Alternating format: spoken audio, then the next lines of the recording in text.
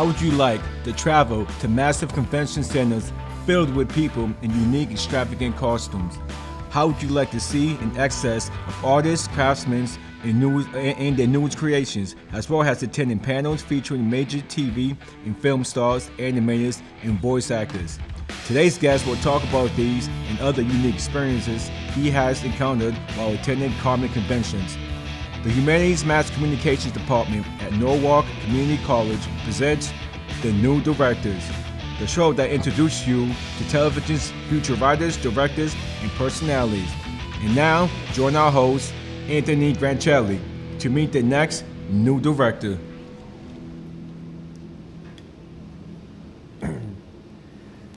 Thank you for joining us for today's edition of The New Directors. All of the people involved with this program are students in the television production course and are directing, switching, controlling audio, operating cameras, and acting as talent for the first time today. The guests you will meet on this show are students who, when not on camera, are behind the scenes working hard to bring this program to you with as few mistakes as possible. Each student has written and directed 4 different productions. This program will give them the chance to talk about themselves and the productions they've created, and give you the chance to get to know them and enjoy some of the work they've done during the semester. Our guest today is a costume design enthusiast who has traveled to many different conventions around the country where he has taken great photos as well as being captured in many himself. We would like you to meet today's guest, Wilson McAlarney. Thanks for having me. It's very good to have you. Now Wilson, tell me, we know that you attend comic conventions. Could you tell us a little bit about that? Sure thing. So I brought a little slideshow to show off some of the stuff I've done more recently. So it all started in 2013 at New York Comic Con in the city. That was the first ever Comic Con convention I ever went to, anything like that. And I thought it'd be fun to dress up for it. And so I convinced my friend to do it. We went as like a duo. And from there, we met other people who had similar interests to us, and we created like basically a 4-person group. And then obviously we find more people along the way at the convention centers. Like there are a lot of people in that photo. It was a large meetup. Many of these photos are actually from a con I went to last year called KatsuCon, which is in Maryland, right near DC. It's a great convention. It's probably our favorite all year. And it's a really rewarding hobby since people really appreciate all the detail that goes into it, because we make all our own stuff generally. So it's a lot, it's difficult, and people appreciate the efforts you strive to like get all the details in, because all the costumes are based off of some kind of character in various different forms of media. And we strive to like be as accurate as possible. But it's like with filming, sometimes you have to like, you have to settle a bit, just because you can only do so much to create 2D objects into the 3rd dimension, you know? Yeah. Like you run into limitations. This was at a blossoming festival in the city, which was, they also had like a costume thing going on there, which is neat. This is at the place I was telling you about. That's me in the orange.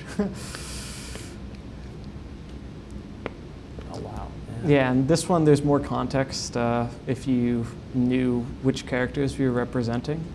And then I really like this close-up because it shows the context I was using, as well as the thing I had to put on my nose.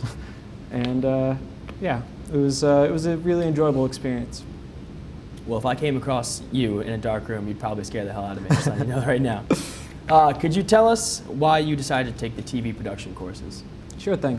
So I used to mess around with different editing software when I was younger, like Sony Vegas, and I had a lot of fun with it. I haven't really done stuff with that in a couple years, but about a year ago, I decided to take some film classes because that's something that interested me.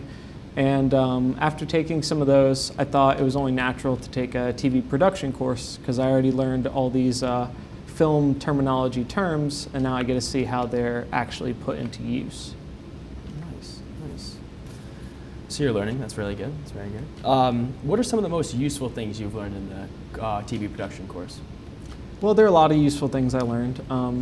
probably one of the most useful, if not the most useful, is I've learned how you can use the camera and cinematography to convey a message without the help of necessarily dialogue or sound effects. You can use just the camera and its different movement and angles, and it can give you a message. And that's really powerful because when you stack that on top of like dialogue and music, it can create something very powerful. I think that's great.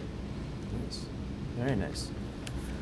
Now, Wilson, please tell us about student studies, cup of tea, nature, and the orange projects you have created in this TV production course.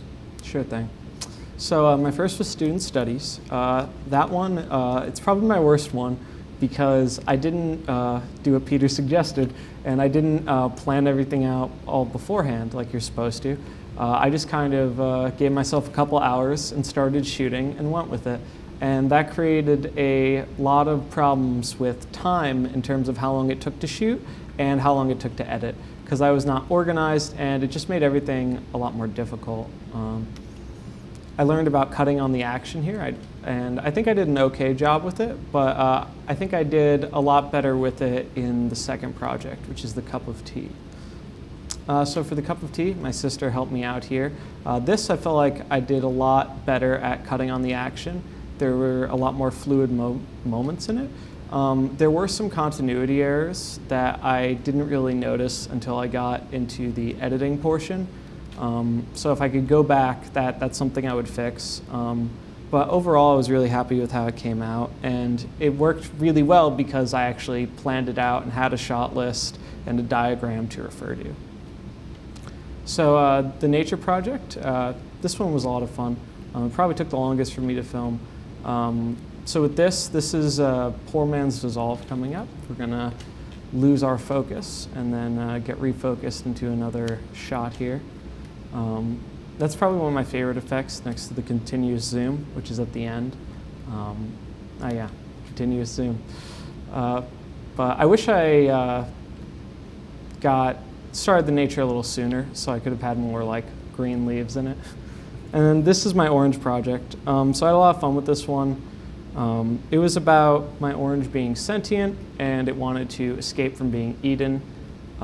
This one was challenging because I wanted to include my dog, and I wrote him into the plot, and he's still a puppy. He's under 2 years old, so he listens, but he's very hyperactive and has a short attention span.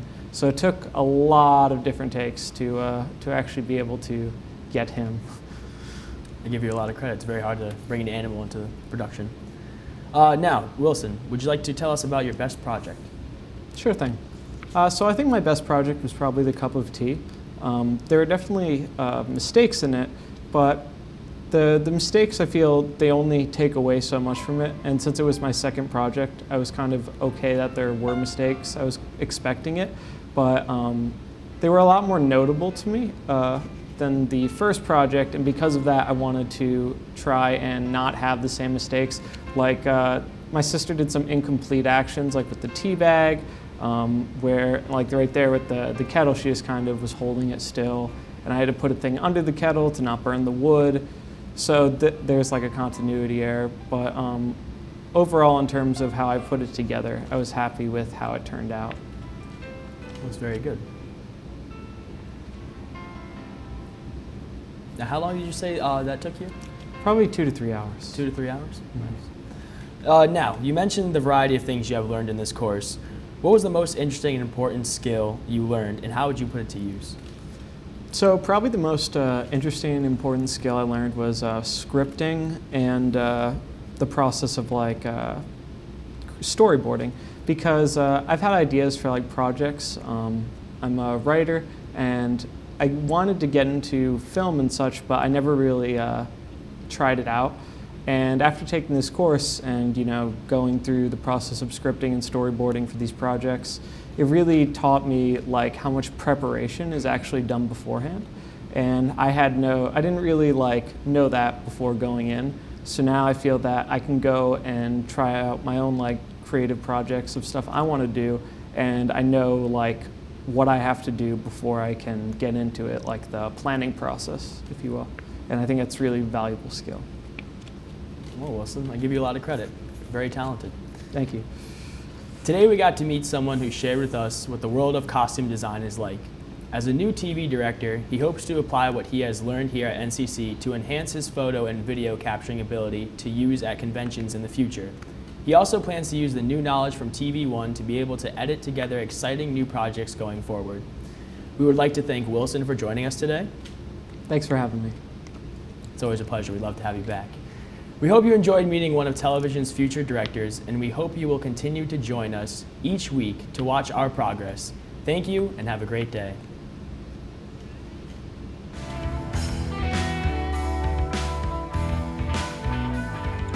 This has been The New Directors with your host, Anthony Rancelli, directed by Caitlin Cleary.